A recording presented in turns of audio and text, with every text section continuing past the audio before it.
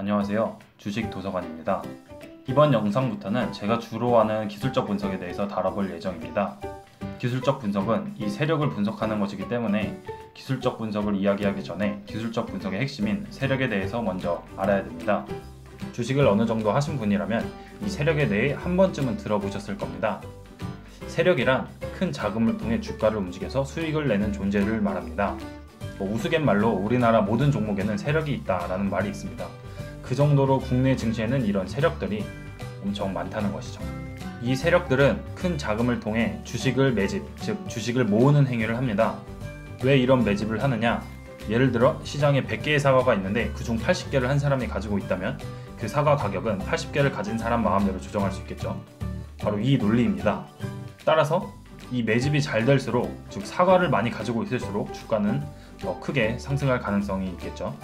이후 주가를 상승시킨 후 개인들을 꼬드겨 자신들의 물량을 개인들에게 넘기고 수익을 챙겨서 나가는 것이죠. 이 세력들은 보통 쩐주라고 하는 자금을 대주는 사람과 증권사 직원, 사채업자, 외국인 투자자, 대주주, 차트 기술자 등으로 구성이 됩니다. 이 작전을 하기 위한 핵심 인물은 돈을 대주는 쩐주와 차트를 그리는 기술자, 그리고 대주주입니다. 작전을 하기 위해서는 많은 자금이 필요로 하고 차트를 그리면서 물량을 매집하고 개인들을 털 수 있는 실력을 가진 차트 기술자가 필요로 하며, 대주주와 입을 잘 맞추어 주가가 상승하더라도 대주주의 물량이 나오면 작전이 망치기 때문에 대주주도 포섭이 되어 있어야 됩니다. 여기서 핵심 인물은 차트 기술자라고 할 수 있겠죠. 차트 기술자가 이제 주도해서 차트를 그리고 개인들의 물량을 받고 어떻게 주가를 움직이느냐에 따라서 그 작전이 성공을 하느냐 마느냐의 관건이 달려 있습니다.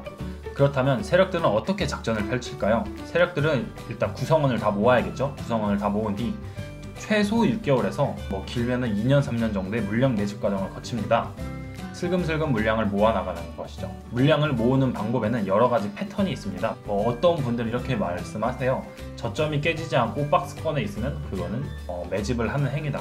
물론 그것도 틀린 말은 아니지만 한 가지 방법만 있는 게 아니고 세력들은 매집을 하는 방법이 참 다양해요. 그렇게 박스권을 그려서 매집을 하는 경우도 있고, 아니면 정말 급등락을 만들면서 매집을 하는 경우도 있고, 상승을 하면서 매집을 하는 경우도 가끔 있다고 하더라고요. 사실 개인들이 세력이 매집을 하는 동안에 이게 매집을 하고 있는 것인지 아닌지를 좀 분별하기는 어려울 수 있습니다. 몇몇 분들은 박스권을 그리면 이게 무조건 매집이야 라고 하시는 분이 있는데, 이 박스권을 그리더라도 이 저점을 깨는 경우들이 참 많거든요.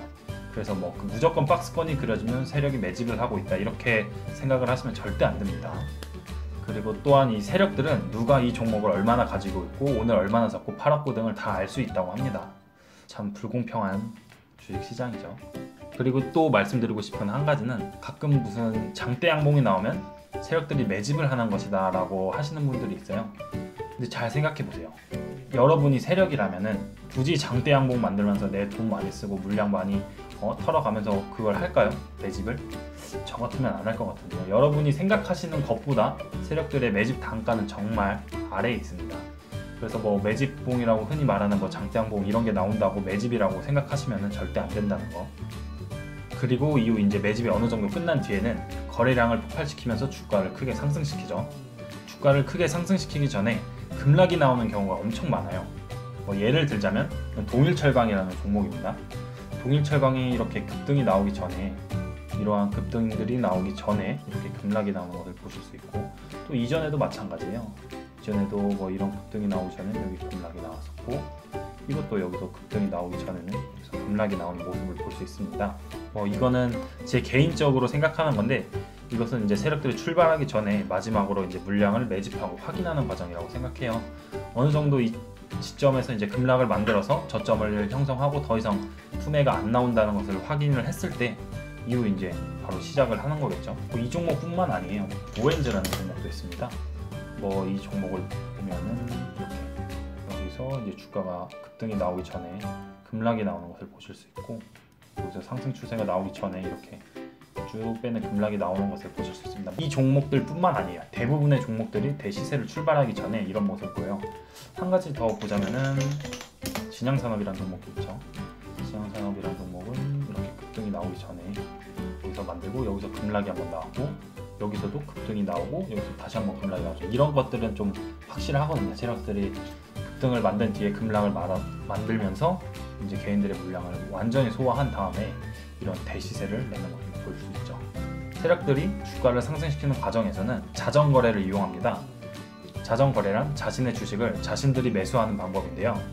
이 과정에서는 시간과 물량을 정확하게 미리 맞춰놓고 그 시간에 자신의 물량을 매도에 걸어놓고 다른 계좌로 그 물량을 매수하면서 거래량을 키우고 주가를 상승시킨다고 합니다. 이 과정에서는 어느 누구도 그 사이에 그 행위를 이제 끼어들 수 없다라고 얘기를 하는데 몇몇 분들은 그거를 끼어들 수 있다라고 하시는 분들도 계셔서 이거는 저도 정확하게는 잘 모르겠지만 시간과 물량을 맞춰놓고 자전거래를 돌린다고 합니다. 이러한 행위를 하는 이유는 이렇게 하면서 이제 대량 거래량을 터뜨리고 주가를 조금 상승시키면 이제 개인들은 당연히 관심을 집중하게 되죠. 이렇게 개인들의 관심을 집중시키고 주가를 상승시킨 뒤에 고점에서 이제 개인들이 관심을 갖고 올라타면 세력들은 물량을 모두 개인들에게 털어넘기고 자기들은 빠져나가게 되는 거죠. 이런 주가를 움직이는 세력이 나가고 나면 주가는 원래 자리로 돌아오게 되는데 이 과정에서 이제 큰 하락이 나오게 되는 것이죠. 예를 들면은 동성제약이라는 종목이 있는데 동성제약은 세력들이 여기서부터 여기까지 해먹고 나간 거죠. 그래서 이제 주가가 이렇게 계속 흘러내리는 모습을 보입니다. 최근에 다시 이런 모습을 보일 수 있는데 이거는 남은 물량을 설거지하는 걸 수도 있고 다시 들어오는 모습일 수도 있을 것 같아요. 작전으로 또 유명한 주식 중 하나가 있죠. 네이처셀도 여기서 10배가량 주가를 상승시키고 이제 세력들이 다 나가니까 급락들이 계속 나오죠. 그리고 세력들의 물량을 여기서 고점에서는 다 터뜨릴 수가 없어요. 여기서 개인들이 이 물량을 다 받을 수는 없거든요. 그래서 어느 정도 물량을 털고 이제 고점에서 다 못 넘기기 때문에 주가가 하락을 할 때 이렇게 이처럼 이렇게 파동을 그리면서 내려가게 되는 거죠. 여기서 세력들이 많은 물량을 털고 못턴 물량은 여기서 또 털고 그러면 여기서 또 털고 이제 내려가는 것이죠. 이런 모습도 있고 아까 봤을 때 본 동성제약처럼 급등을 만들고 나서 물량을 다 여기서 못 털었기 때문에 지금 여기서 다시 한번 물량을 털려고 이런 모습이 나올 수도 있는데 이거를 대개는 설거지라고도 많이 하죠.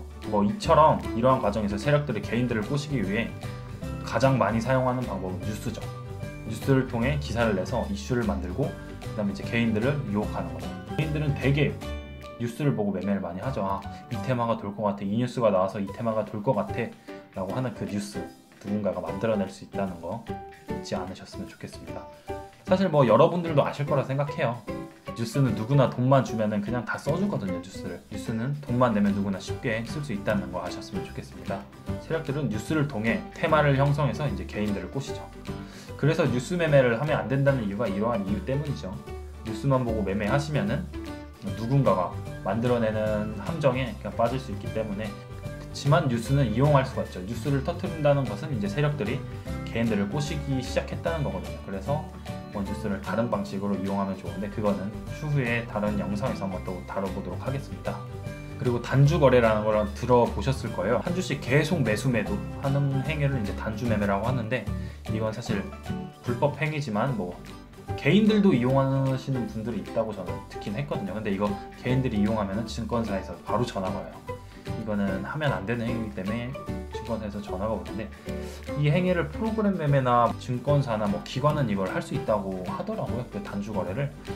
그래서 이 단주 거래를 통해 한 주씩 계속 매도하면서 이제 관심 종목에 넣어두거나 아니면은 유심히 그 종목을 보고 있던 사람에게 깜빡하면서 계속 불이 들어오게 해요. 그럼 또 이제 개인 투자자들은 이 관심을 갖기 시작해요. 이거 갑자기 깜빡 거리네 이러면서 관심을 갖게 되고 매수를 들어가는 순간 이제 세력들은 거기서 하락을 만들어 버리죠. 많이들 경험해 보셨을 거예요. 그래서 이런 단주 거래는 좀 접근을 안 하시는 편이 좀 그리고 또 이제 개인들이 좋아하는 대량 거래량이나 급등을 통해 종목에 관심을 가지게 하면서 꼬시죠. 사실 이 세력이란 게 국내 증시에서는 정말 판을 치고 있거든요. 몇몇 분들은 이건 그러면 해외에는 없냐 하는데 제가 듣기로는 아마 일본에서도 좀 있다고 하긴 하더라고. 우리나라 시장과 일본 시장이 좀 많이 유사하다고 해요. 땅덩어리도 좁고 그러다 보니까 뉴스도 빨리 퍼지고 이런 것 때문에 일본 시장과 우리 시장이 좀 비슷하고 중국과 미국은 시장이 엄청 커서 중국과 미국이 아마 비슷하다고 저는 들었거든요. 유럽도 아마 우리나라랑 일본이랑 약간 좀 비슷하다고 들었었는데 그럼 그런 나라에는 없느냐? 사실 미국에는 세력이 있다고 하더라도 좀 영향력을 펼치기 어려운 이유들이 몇 가지 있는데 그중 하나는 이제 시장에 참여하는 사람이 너무 많다는 거죠. 그러다 보니까 웬만한 자금을 가지고 이 세력 행위를 하기도 힘들고, 특히 미국은 법이 엄청 무거워요. 얼마 전에 제가 본 기사에 따르면은 주가 조작을 하다가 걸려서 120 몇 년을 형을 받았다는 사람이 있어요. 그럴 정도로 미국은 정말 이 시장에 대해서 처벌이 엄청 무겁습니다. 사실 이 세력이 국내 증시에서 이렇게 판을 칠 수 있는 이유는 여러 가지가 있겠지만 가장 큰 이유 중 하나는 국내 법규가 너무 약하고 주가 조작을 한 사람을 잡아도 증거를 입증하기가 너무 어렵다고 합니다. 일단은 우리나라는 주가 조작 혐의에 대해 10년 이하의 징역이나 5억 원 이하의 벌금을 처벌할 수 있다고 하는데요. 세력들은 보통 이 작전을 통해 벌어들이는 돈이 평생 먹고 살아도 남는 돈이에요. 작전을 통해 버는 돈은 최소 100억 이상이라고 합니다. 그렇다면 걸릴 확률도 낮고, 걸린다고 하더라도 뭐 1, 3년 정도만 감옥에서 살고 나오면 평생을 먹고 살 돈이 생기는데, 기회만 생긴다면 누구나 한 번쯤 하려고 생각하지 않을까요? 여러분은 어떻게 생각하세요? 이거 한 번 하면은 내가 한 30억, 40억 정도를 벌 수 있는데, 뭐 걸릴 확률도 낮고, 걸린다고 하더라도 1, 3년만, 1년에서 3년 정도만 감옥에서 살고 나오면 된다고 하면은 여러분은 어떻게 생각하시나요? 물론 하면 안 되는 행위지만 누구나 다 한번 혹하지 않겠어요? 이렇기 때문에 뭐 우리나라도 이제는 법을 좀 더 무겁게 처벌하려고 하고 있다고 하는데 아직은 좀 부족하지 않나 개인적으로 생각을 합니다. 기술적 분석은 이 세력들을 파악하고 분석하는 방법입니다. 대부분의 기술적 분석을 통해 돈을 버시는 분들은 이 세력들에 대해 분석을 하고 주식 투자를 하시는 거죠. 이 세력들은 기술적 분석, 즉 차트에서만 찾을 수가 있습니다. 차트, 호가창 이런 걸 통해서 찾을 수 있는데, 기본적 분석을 통해서는 이 세력들을 절대 찾을 수가 없습니다. 몇몇 분들은 이 세력들을 기본적 분석에서도 찾을 수 있다라고 말씀하시는데 절대 찾을 수가 없어요. 아까 말씀드렸듯이 대주주와 세력들은 대개는 한패예요. 그러다 보니까 재무나 회사의 기본 내용들을 지어내고 만들어낼 수 있기 때문에 기본적 분석을 통해서는 이 세력들을 절대 찾을 수가 없습니다. 몇몇 분들이 이런 생각을 하실 거예요. 이 재무나 이런 걸 어떻게 숨길 수가 있느냐라고 하는데, 회계를 조금만 배워보신 분이라면은 이런 재무나 회사의 경영을 이렇게 숨길 수 있다는 것을 어느 정도 아실 수 있을 겁니다. 최근에 나왔잖아요. 감사가 나오는데 감사 결과 적정이라고 뜨는 게 이 회사가 숨김없이 뭘 잘하고 있다, 재무가 투명하다라는 걸 말하는 게 아니에요. 그 회계에서 적정이나 이런 게 뜨는 거는 회사의 회계가 회계 기준에 맞게 잘 작성이 되었는지, 그러니까 옳고 그름의 문제가 아니라 그 기준에 맞춰서 잘 작성을 했는지만 찾는 거기 때문에 회사가 적정이 떴다, 회계가 투명한 거 아니냐라고 하는 건 절대 다른 이야기입니다. 그렇기 때문에 우리나라에서 기본적 분석을 통해서 주식을 매매하면은 수익 내는데 어려움이 있는 이유이기도 합니다. 이것이. 저 또한 이 세력들을 파악해서 주식 투자를 해 수익을 내고 있습니다. 제 블로그를 보시거나 영상을 보신 분은 어느 정도 아시겠지만, 저는 기술적 분석을 통해 주식을 하고 있고, 이 기술적 분석이 결국 세력을 파악하는 것이거든요. 몇몇 분들은 또 말씀을 하십니다. 저런 기술적 분석을 통한 매매는 주식의 본질이 아니고 잘못된 것이다, 저렇게 주식을 하면 안 된다 라고 말씀하시는데, 우리는 사실 주식의 본질을 찾으려고 주식을 하는 게 아니잖아요. 학자도 아니고 우리는 그냥 돈만 벌면 됩니다. 주식을 하는 이유는 돈을 벌기 위해서죠. 그렇기 때문에 돈을 벌기 위해서는 이 세력에 대해 공부하시고 분석해서 이용해야 된다고 저는 개인적으로 생각을 해요. 그렇기 때문에 여러분도 한번 잘 생각해 보시고 어떤 게 맞는 건지 여러분이 스스로 판단하시고 주식 투자를 하셨으면 좋겠습니다. 세력들의 작전에 대해 쉽게 아시고 싶으시다면 영화 작전이 있는데 이걸 한번 보시면 될 것 같아요. 내용이 정말 작전에 대해서 엄청 잘 그려놨고, 이 영화 감독이 세력 연구소에 가서 같이 작전을 펼친 게 아닌가 싶을 정도로 정말 세세하게 잘 기술을 해놨거든요. 그래서 꼭 이 영화 작전을 한번 보셨으면 좋겠습니다. 이게 보시기 힘드시다면은 제 블로그에도 이거를 리뷰를 해놨거든요. 보시면은 여기 밑에 가시면 영상이랑 왜 중요하다고 이렇게 하는 것도 좀 코멘트도 해놨기 때문에 이걸 보시기 좀 어려우신 분들은 제 블로그로 와서 이렇게 짧게 편집을 해놨으니까 이걸 보시면 좀 이해하시는 데 더 도움이 되실 것 같아요. 오늘 영상에서는 기술적 분석을 하기 전에 핵심인 세력에 대해 이야기를 해봤습니다. 오늘도 영상 봐주셔서 너무 감사드리고 모두들 주식 투자로 수익 내는 성투하시길 바랍니다.